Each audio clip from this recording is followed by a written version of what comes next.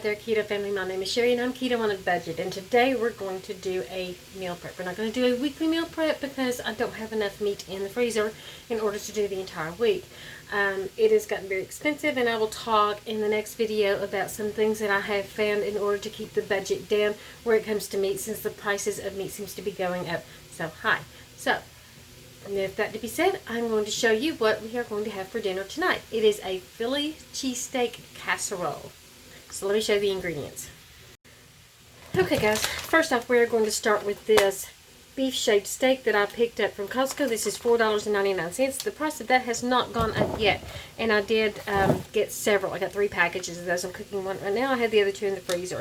Right now, if you can hear the sizzling sound, I've already started the beef and I'm going to show you that in just a minute. I have some chopped green peppers that I got from the freezer section from Pick Sweet, and some chopped onions. I also have some of the Fresh Jack's garlic herb seasoning mix, salt, and pepper. So I'm going to show you what my next step is going to be. Just stay tuned. Okay, first off, I have preheated my oven to 350 degrees. It has about 2 minutes to finish preheating, and I have added in the seasoning, the shaved steak, the green peppers, and the onions, because I want the onions and the green peppers to cook down. I want this to brown up. Once this browns, the next thing I'm going to do is I'm going to add in about 2 ounces of cream cheese. Get that really getting apart. I'm going to add about 2 ounces of cream cheese, just a little bit of, you can either add heavy whipping cream or half and half. Half and half is what I have on hand right now, so that's what I'm going to be using. Just a little bit. I don't measure it out. I just, add however much I think it's going to need. So we're going to let that simmer for a few minutes, and then I'll show you what the next step is. Okay guys, this is pretty much browned. I'm going to go turn this water off because I did drain some of the excessive liquids out. We're going to add in 2 ounces of cream cheese. I'm going to start to let that melt a little bit, and then I'm going to add in the half and half.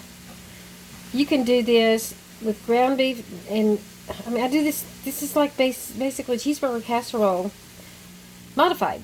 And I'm using the shaved beef instead of ground beef. You can use ground chicken, ground turkey, you can use whatever meat you want to. That's pretty much shaved up like this. And this is one of our favorites. This one when I make it Italian. There's all kinds of recipes out there for cheeseburger casserole, but this is basically my favorite. I use this recipe with the 2 ounces of cream cheese, the peppers, the onions, and whatever seasoning mix I happen to be. We've made this Italian with the, what's that? Fresh Jack salt-free Italian mix. You can also use your own Italian blend. Oregano, basil, rosemary, all those ingredients. And you can also make it Mexican by using, taco seasoning or any kind of Mexican seasoning. You make it spicy. You can make it mild. Just add a little bit of the half and half. And then I'm going to let this simmer down some. It's going to be so delicious. The oven's already finished preheating. This is absolutely one of my favorites. Absolutely, positively. It's so yummy.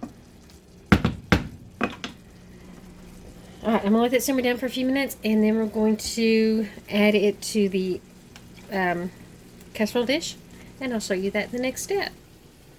Okay guys, it is pretty much sauteed down, so we're going to add this to my already sprayed casserole dish. I sprayed this with olive oil spray. You also can spray it with coconut spray, avocado oil spray, whatever you have on hand.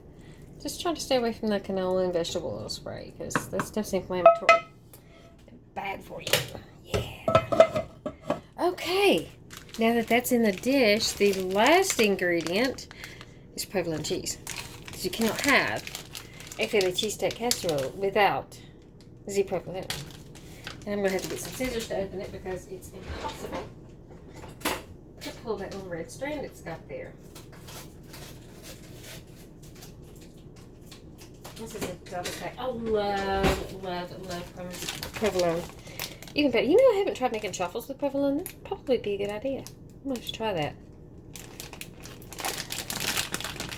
But needless to say, this is how I add it to.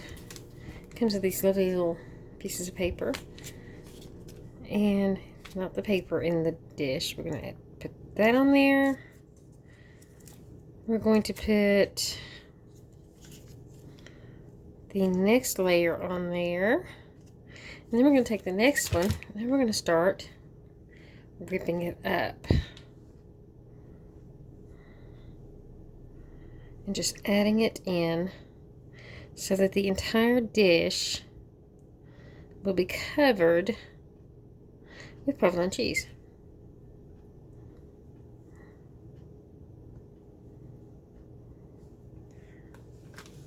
And I like it a lot as a provolone.